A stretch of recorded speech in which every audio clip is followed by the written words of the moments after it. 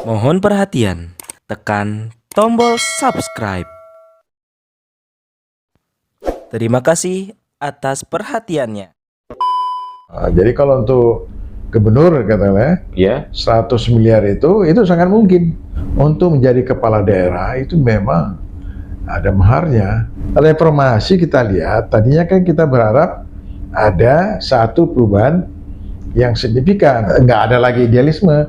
Itu bicara uang semua, iya. ya.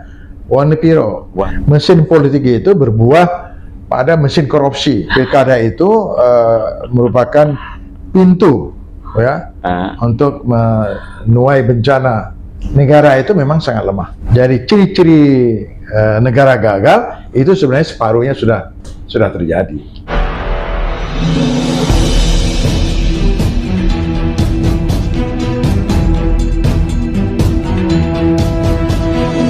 Saya Yani Muhammad, driver online Depok.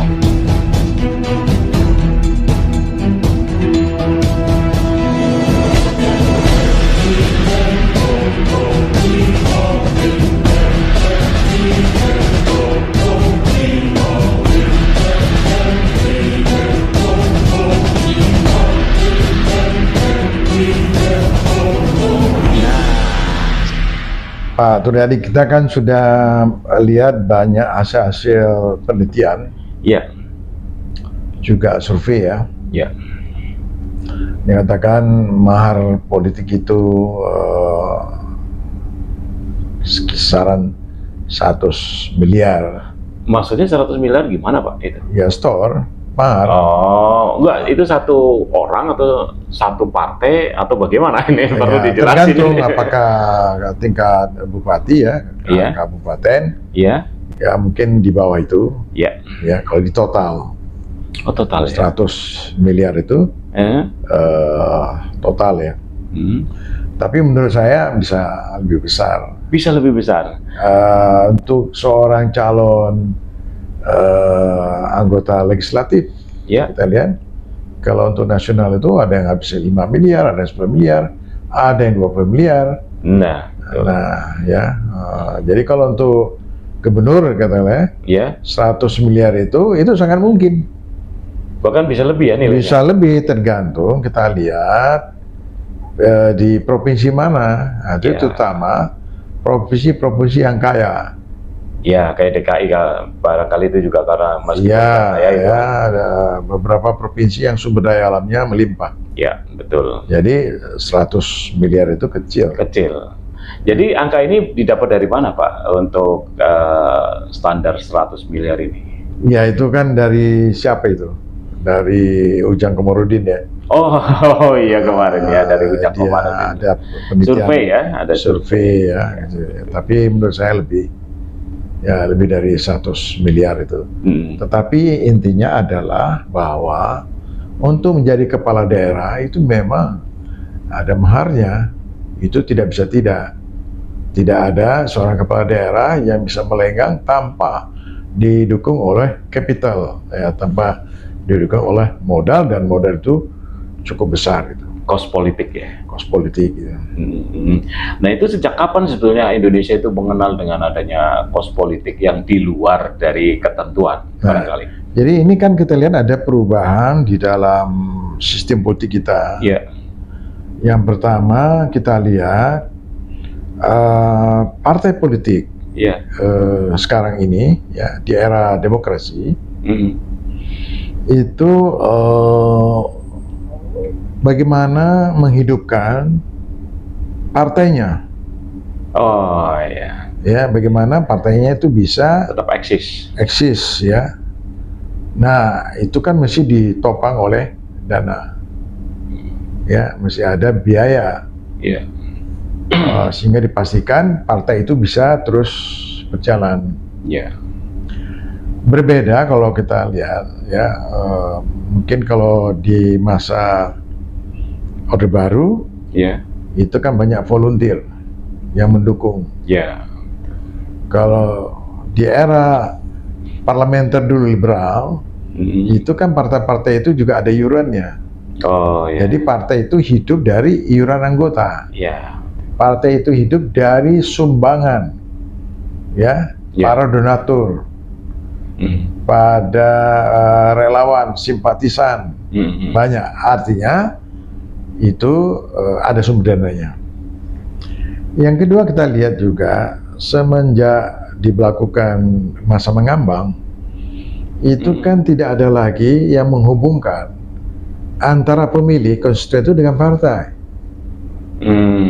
Ya, jadi partai itu dihadirkan 5 tahun sekali. Ya, dengan berbagai alasan. Nah, kemudian partai itu orientasi pada ideologi makin lama kan makin bergeser ya. Bahkan tidak ada lagi sekarang partai berbicara ideologi. Ya. Kemudian relasi para kader-kader partai dengan masa pendukung itu kan tidak intensif. Nah, jadi partai itu hadir 5 tahun sekali. Nah, dalam pola relasi seperti ini, itu relasi partai dengan pemilih itu kan tidak punya kesinambungan. Nah, tidak ada ikatan. Tidak ada solidaritas. Iya kan? Karena itu tadi dia hadir 5 tahun sekali. Nah, tapi kalau kita lihat partai-partai yang punya satu sentimen ideologis, itu kan bisa menggerakkan partisipasi rakyat, partisipasi pendukung. Nah, partisipasi itu bisa menekan kos. Misalnya, mereka diajar kampanye itu nggak perlu dikasih duit. Nggak perlu dikasih duit. Dikasih duit, ya kan? Masuk nyoblos. Ya, tidak perlu, ya. Kemudian juga para pengelola partai, pengurus partai, nggak perlu. Karena apa? Mereka konteksnya itu adalah perjuangan. Mereka nggak perlu dibayar. Dan orientasi mereka, para pengurus-pengurus partai itu adalah perjuangan. Memperjuangkan ideologi. Memperjuangkan apalah namanya ya. Ada sesuatu hak, gitu. Idealisme, ya.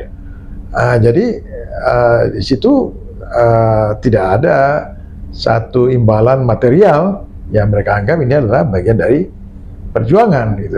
Nah, tapi setelah reformasi kita lihat, tadinya kan kita berharap ada satu perubahan yang signifikan. Ya, era demokrasi, era kebebasan, berarti partai-partai itu kan berarti ada ruang ya inovasi yang lebih hebat, ya lebih berkembang ya.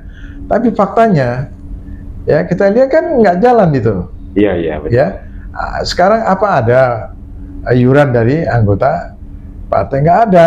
Nah, sehingga sumber dana itu diperoleh dari anggota-anggota partai yang duduk di parlemen, di DPR, ya, bisa langsung dipotong gaji, bisa juga ya di komisi-komisi basah, ya kan?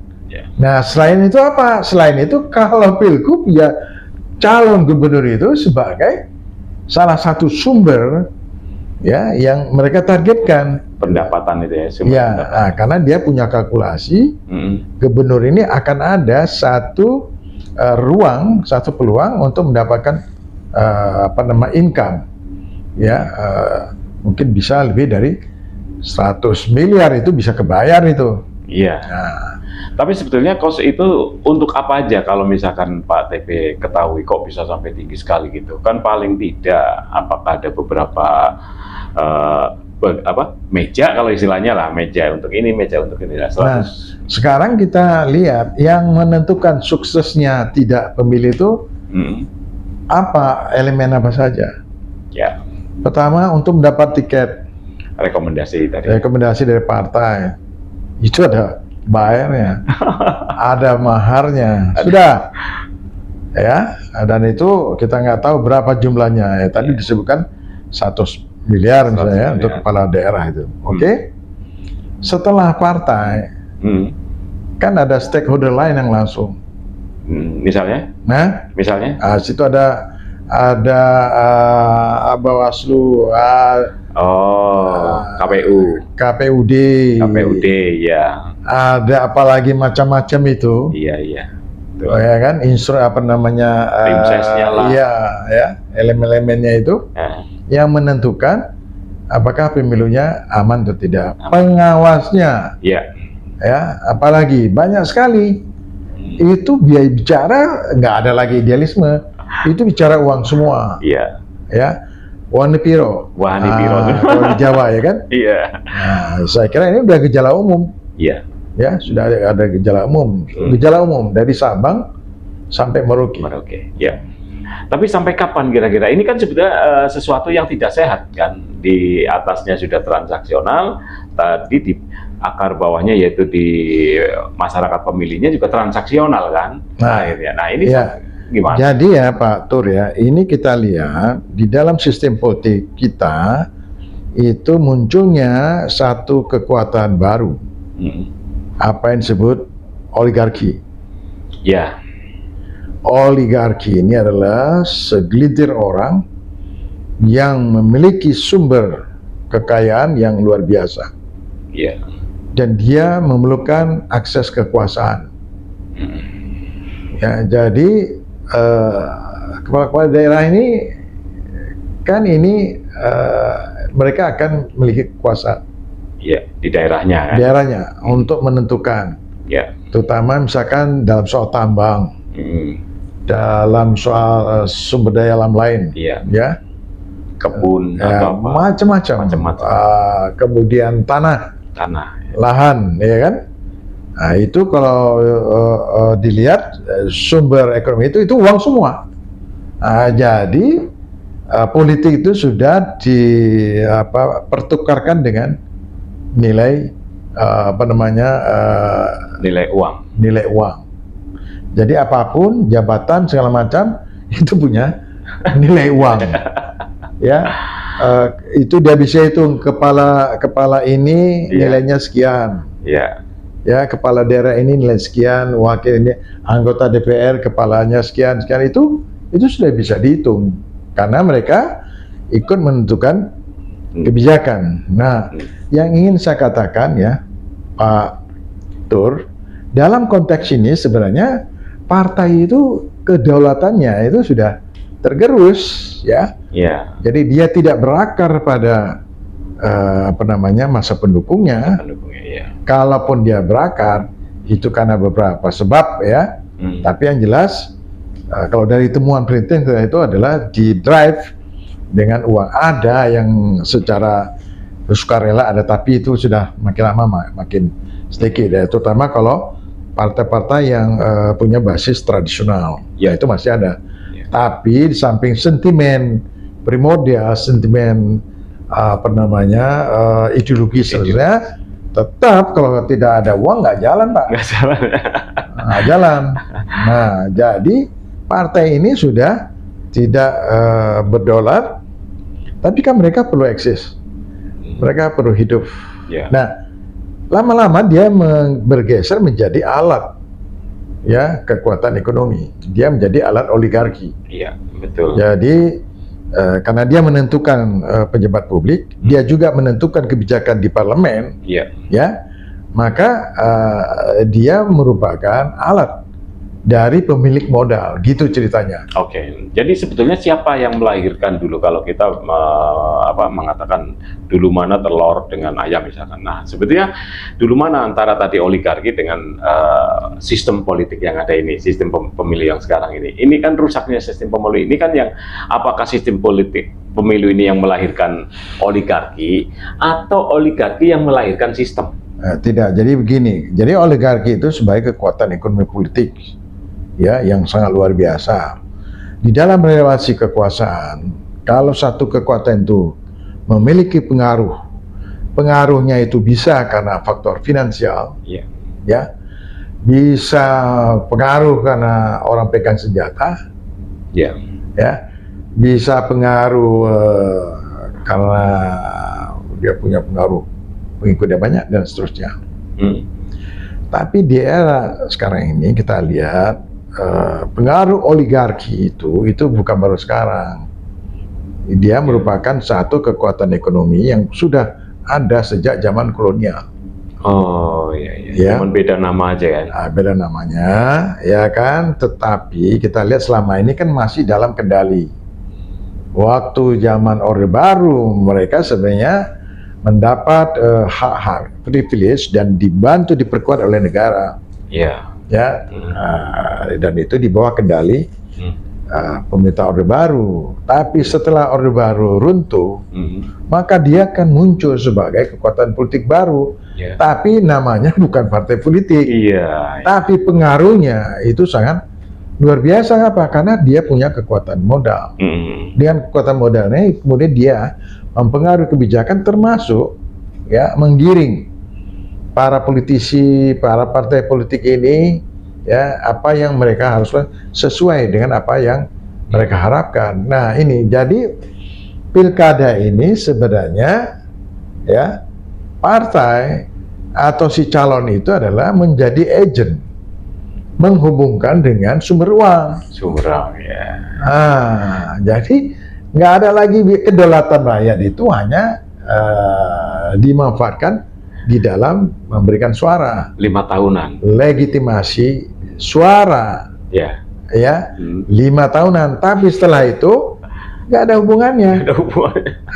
Jadi kedaulatan rakyat itu kemudian berubah menjadi kedaulatan modal. Iya. Ya. Nah, artinya apa? Kalau sistem politik kita termasuk politik lokal seperti itu, maka apa yang akan terjadi kalau selama ini kita lihat bahwa ketimpangan sosioekonomi di Indonesia itu semakin lebar, ya, karena tidak ada lagi ya kekuatan-kekuatan yang sungguh-sungguh secara all-out membela kepentingan rakyat. Orang sangat jarang berbicara tentang ketimpangan sosioekonomi, soal kesenjangan. Orang juga para politisi dan entah partai juga jarang terdengar mempersoalkan soal kemiskinan. Sangat jarang gitu loh. Nah, kalau ini terjadi dan seakan-akan tidak ada benang pemutusnya, maka yang akan kita lihat adalah bahwa sebenarnya ya kehadiran negara, pemerintah itu dikalahkan oleh kekuatan modal. Negara atau kehidupan sosial ekonomi, kehidupan sumber-sumber kekayaan ekonomi yang dimiliki oleh negara, maka itu tidak lagi ada kontrolnya. Betul. Ya, karena semua sudah terikat pada pemodal, ya, pada sistem yang sangat kapitalistik itu. Nah, apa yang kita harapkan? Kalau sirkulasi elit itu terjebak dengan kekuatan modal, sama juga apa yang bisa kita harapkan dari kesadaran rakyat? Rakyat pun sudah teracuni. Kalau tidak ada uang, enggak. Nah, kalau rakyat bilang kami yang konkret aja. Yang konkret. Kalau pidato panjang-panjang visi misi itu nggak didengar. Kami ingin hari ini apa yang konkret. Nah, jadi itu juga sekaligus memunculkan ketidakpercayaan para pemilih terhadap politisinya atau jagoannya. Jadi enggak, bayar dulu. Walaupun mereka ya tahu juga akibatnya, tapi enggak. Yang penting apa yang mereka dapatkan. Nah, itu yang terjadi. Sekaligus juga ya, ini membangun satu iklim politik yang tidak sehat dan juga secara tidak langsung membangun budaya miskin, budaya kemiskinan. Iya. Kalau di situ ada korupsi ya. Ya, ada pasti. Ya, itu nanti buahnya korupsi untuk pengembalian modal. Itu jelas. Oleh karenanya, maka korupsi itu tidak akan kunjung bisa diberantas. Itu udah pasti. Jadi mesin politik itu berbuah pada mesin korupsi. Itu udah jelas itu. Nah, yang tadi yang saya sebutkan secara sosial budaya, secara kultural, itu juga meruntuhkan semangat etos kerja, disiplin. Kemudian juga meracuni rakyat. Orang itu lebih senang meminta Iya, ngemis istilahnya. Ngemis, itu yang saya bilang. Jadi rakyat dibuat pengemis. Rakyat itu marwahnya itu sudah nggak ada. Seakan-akan kepala itu seperti saya bilang, ini kepala sudah bisa beli. Iya. Beli 150, 200, Iya. ya, mulai dari kepala rakyat sampai kepala pejabat pun tuh ada nilainya. Betul. Nah, jadi dalam kehidupan politik ini nilai-nilai ya yang sangat basic, nilai-nilai moral, nilai-nilai yang sakral itu udah nggak ada. Sudah nggak ada. Ya. Bahkan yang mengemis, saya kira bukan hanya masyarakat, bahkan calon pejabat itu mengemis ke oligarki ya. Lah iya, pengemis. Ngemis ke oligarki kan. Sama juga ya, Anda kalau mau uangnya dulu. Uangnya dulu, iya betul. Ya, mulai dari proses awal sampai. Jadi setiap meja tadi ya, itu ada kosnya. Kira-kira seperti itu. Nah, kira-kira nih kalau mau mengembalikan kedaulatan partai, ini kan sekarang sudah terkendali dan bahkan sudah nggak ada kedaulatannya sama sekali partai ini. Apakah masih memungkinkan misalnya partai politik ini kan sekarang tadi butuh biaya untuk eksis. Apakah memungkinkan misalnya negara lah yang akan membiayai partai? Ya, itu kan salah satu jalan keluarnya. Tetapi kalau negara yang menanggung biaya itu kan bukan hanya pada besarannya, tetapi apakah negara mempersiapkan sistemnya. Nah, dan situ kan tidak bisa. Ini kan uang rakyat, nggak bisa. Kasih ini bantuan subsidi ke partai, masih ada sistemnya. Ya, apakah cuma ngasih terus tidak ada evaluasinya? Nggak bisa. Ya, itu yang saya katakan bahwa partai-partai kalau cuman partai-partai yang tidak produktif, apakah dia juga mendapat reward? Partai-partai yang tidak aktif di dalam mengajukan rancangan undang-undang produknya, partai-partai yang tidak aktif memediasi rakyat, apakah juga harus bantu rakyat? Saya kira enggak. Nah, itu yang saya maksud. Jadi kalaupun nanti itu akan ditanggung oleh negara, itu masih panjang ceritanya.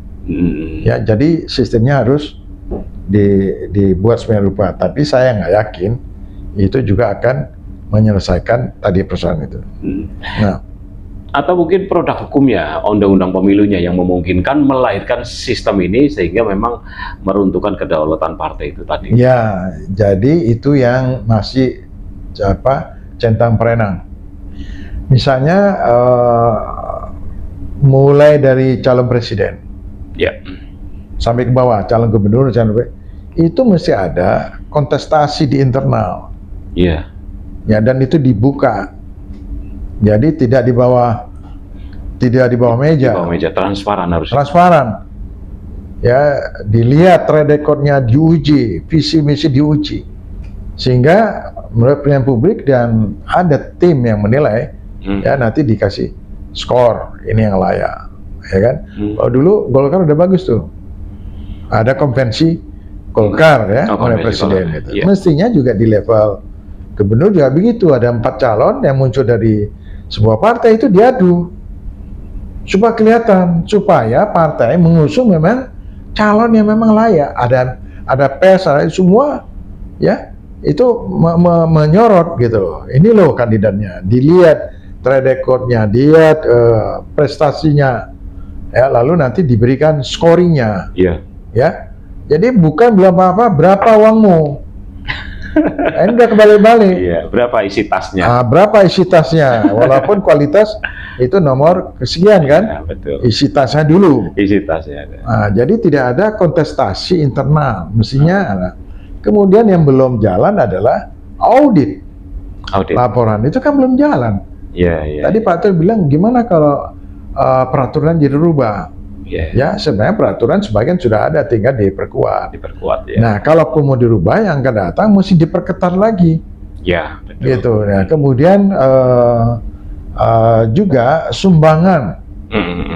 Sumbangan itu dari mana? Harus transparan. Harus transparan. Ya betul, ini tidak berupa uang tapi berupa itu kan juga mesti tercatat. Iya. Dan itu mestinya bisa diaudit. Iya. Bisa diaudit gitu loh. Nah, jadi banyak lah ya yang perlu dirubah. Kalau tidak, maka pemilu kada itu tidak memberikan ruang perubahan. Iya. Maka ini seperti lingkaran setan. Lagi-lagi lingkaran setan. Ya, jadi ini orang jadi pejabat publik lolos karena pakai uang. Ketika mereka berkuasa, Ya. bagaimana mengembalikan? Tidak hanya itu, apa itu berapa saya dapat untung. Ya. Kan begitu. Jadi itu juga memotivasi ya mengapa pejabat-pejabat kepala daerah itu menjadi korup. Betul. Ya. Nah, yang lebih bahaya lagi adalah bahwa politik kedaulatan rakyat itu sudah bergeser pada politik modal kekuatan rakyat. Nah, ini kita sudah masuk pada sistem kapitalisme ya yang sangat ortodoks, ya yang sangat primitif gitu ya. Jadi orang ya kalau di negara kapitalis samping uang ya juga pinter kan, ya, canggih. Kalau kita enggak, yang penting kamu punya uang, soal otak, hasil otak itu soal kedua. Yang penting isi tas. Jadi ini adalah satu proses penjungkir balikan nilai-nilai ya di dalam politik kita. Padahal politik itu sesuatu yang dianggap agung, sesuatu yang dianggap mulia, sebagai amanah, tetapi ini bergeser semua pada pragmatisme, transaksional. Semua itu didrive oleh materi. Semua itu didrive, dikendalikan oleh uang. Manusia itu sudah tidak ada nilainya. Nggak ada nilainya sama sekali.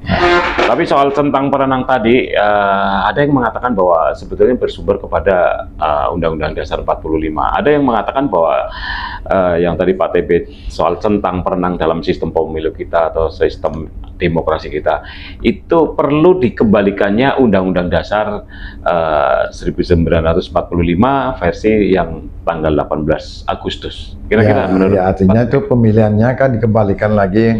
Kalau pusat kan pilihan ke MPR kan begitu kalau pilpres. Kalau kepala daerah kemudian kepada DPRD kan begitu. Iya, saya kira kalau ya makanya mesti dibuat kajian lagi, kajian ilmiah. Dulu kan waktu reformasi perubahan amandemen itu kan nggak ada kajian ilmiahnya. Nah, ini kalau mau kembali pun itu harus dibuat kajian studi yang mendalam. Ya, supaya nanti dilihat plus minusnya, kekuatan kelemahannya itu kan bisa dilihat, ya kan? Ya mungkin tidak bisa sekaligus bahwa pengaruh uang itu langsung di stop, tapi paling tidak itu terlokalisasi. Jadi tidak mengimbas merusak rakyat. Nah, itu yang paling gawat kan itu. Nah, kalau sistem lain, kalau sistem pemilihan di DPRD, itu kan gampang. Ketika dia jadi gubernur, awal KKN-nya berapa? 2 tahun jadi gubernur, 3 tahun kan bisa diaudit. Pertambahan KKN-nya berapa? Kalau signifikan itu something, Tapi sekarang kan udah dilakukan dengan adanya laporan. Tapi penegakan aturannya nggak jalan. Artinya itu harus sifatnya komprehensif. Ini kembali kepada DPRD, tetapi juga harus dibuat satu aturan main, ya sistem kontrol yang ketat.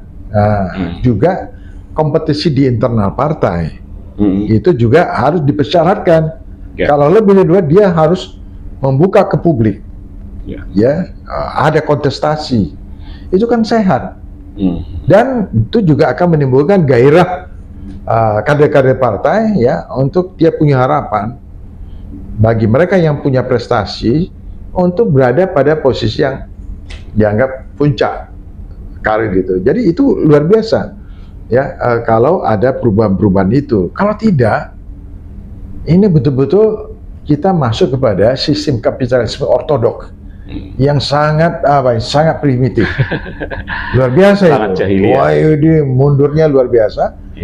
Dan ini adalah proses satu deviasi yang sangat luar biasa secara tidak langsung, atau juga ini merupakan satu proses korupsi yang tidak berkesudahan. Iya, iya, betul. Korupsi ini tidak hanya dilihat pada penyimpangan kekuasaan, tapi korupsi politik itu yang secara sistemik itu pada akhirnya menggerogoti kekayaan negara, Iya, menggerogoti kekayaan daerah. iya. Ya, ini para oligark, ya, para pemilik modal ini dia udah lihat itu. Ya, apa kekayaan di setiap daerah itu? Siapa yang kira-kira dia bisa dipakai sebagai alat untuk ya menguras hasil alam? Sudah apa yang terjadi di Bangka kita lihat, Iya, Rempang ya. ya nikel, Iya, oh iya, nikel. ya, terus di Nusa Timur kita lihat, Sulawesi itu ya. ya Sulawesi banyak sudah, Papua apalagi, Timah itu ya. Ya, Emas. ya kan? Jadi contoh-contohnya sudah ada.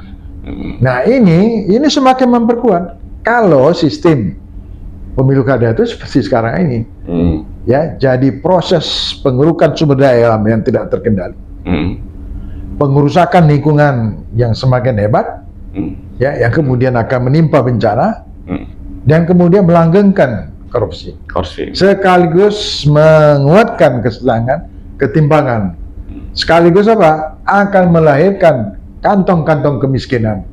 Jadi rakyat nggak ada, pemilu kada ada, tetapi apa? Manfaat dari rakyat nggak ada. Kalau model ya pilkada seperti sekarang ini, jadi akan muncul ya kepala-kepala daerah, dia tidak lebih dari perpanjangan kepentingan kaum milik modal. Dia bukan pemimpin rakyat. Jadi percuma ada pilkada ya?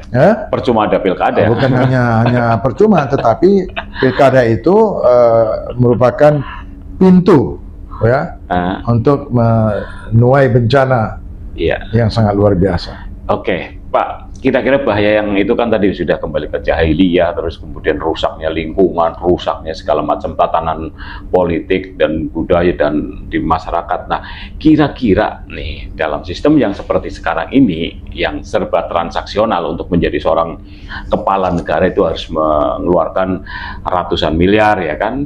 Nah, kira-kira untuk dampaknya secara signifikan terhadap negara itu bisa nggak secara merusak negara sampai membuat negara itu ambruk? Ambruk, Pak. Yang pertama, kita lihat kekuasaan yang korup itu dia akan menjalar, terutama di dalam struktur pemerintahan. Untuk menopang kebijakan-kebijakan ya yang dia punya agenda pada bagaimana dia mendapatkan kekuasaan itu. Maka ini juga akan berpengaruh pada jajaran birokrasi. Rekrutmennya apakah dia bisa mendukung atau tidak, bukan lagi prestasi. Jadi ini merupakan suatu mesin birokrasi yang bisa mendukung kebijakan ya si kepala daerah yang terpilih gitu ya. Makanya nggak usah heran kita lihat ya dampaknya nggak jelas apakah ini yang ditempatkan pada satu jabatan birokrat karir atau bukan, atau bisa juga ya pintar, oke, berkarir juga, tetapi situ juga ada reward and punishment. Ya, jadi kalau kamu nurut ya jabatanmu ya kita perpanjang gitu. Kalau enggak ya akan di meja panjangkan gitu kan. Nah, yang lebih gawat lagi adalah orientasi birokrat juga akan berubah, bukan lagi pada prestasi, tapi moral hazard. Itu menjadi satu motivasi ya berkuasa, menjabat, tetapi juga di dalam benaknya berapa saya dapat. Kalau saya menjabat ini berapa yang saya dapat dari itu. Yang lebih celaka lagi adalah jabatan-jabatan yang